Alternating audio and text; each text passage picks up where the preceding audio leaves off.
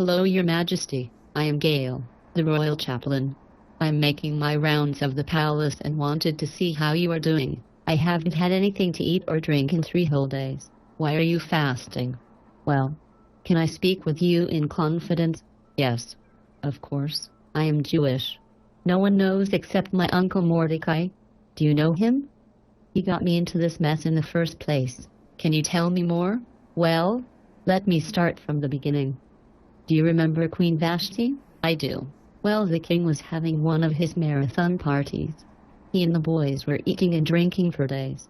So he decides, let's have some fun, and the king calls for Queen Vashti to come and dance for him and the boys. He really is a nice guy, but I think the peer pressure got to him and he wanted to show off. Now tell me, if a bunch of drunken men asked you to dance for them, would you do it? I don't think so. Somehow, I don't think that it was dancing that they were after. So when she was sent for, she refused to come. The king banished her from this palace, but I still wonder what really happened to her. No one's seen or heard from her. Have you? I am wondering if you are scared about disappearing too? Yes. Maybe. After he got rid of Queen Vashti, he held a pageant to find a new queen.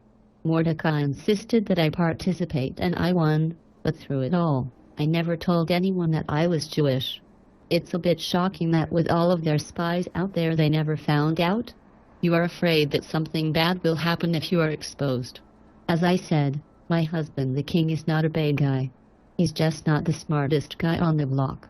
And I think he does love me. But he's got this guy Haman working with him as his closest advisor. He's a nasty piece of work. And talk about an ego. He's nuts. He expects everyone to bow down to him. And you know my crazy uncle.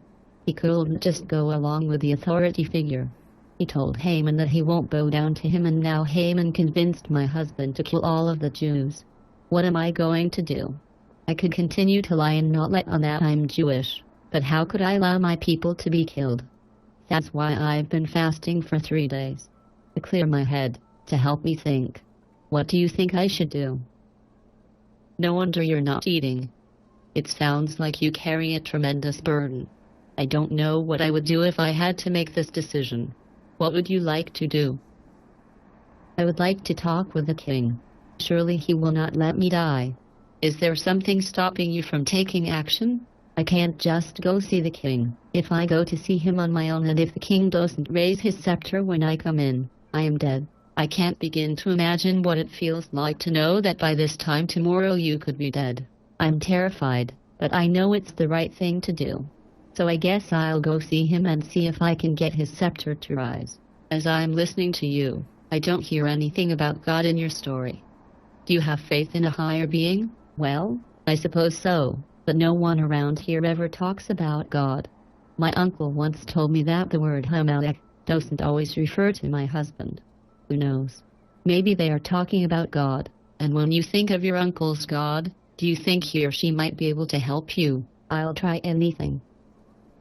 At a time like this, with life and death in the balance, there is an ancient prayer called the Vidui, which I invite you to say along with me.